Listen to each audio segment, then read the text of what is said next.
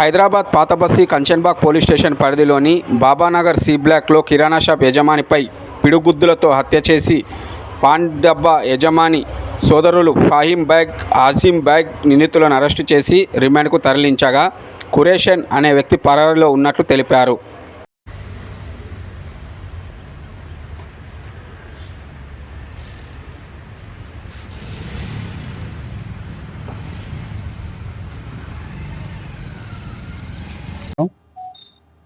ముఖ్యంగా 12/3/25 తారీఖున అబీస్ బాబా నగర్లో సి బ్లాక్ నందు జకీర్ ఖాన్ అనే వ్యక్తి 52 years మర్డర్ జరిగినది.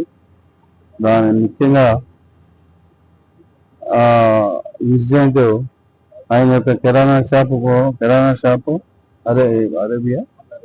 ఆల్ అరేబియా పాన్ షాపు పక్క పక్కనే ఉంటాయి.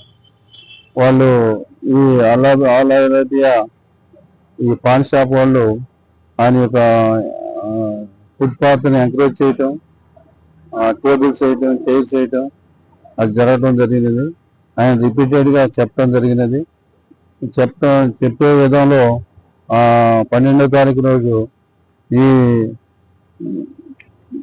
పాన్ షాపు మీర్జా ఫహీం ఖాన్తో ఆర్గ్యుమెంట్ మీర్జా ఫహీం బేగ్తో ఆర్గ్యుమెంట్ చేయటం జరిగినది.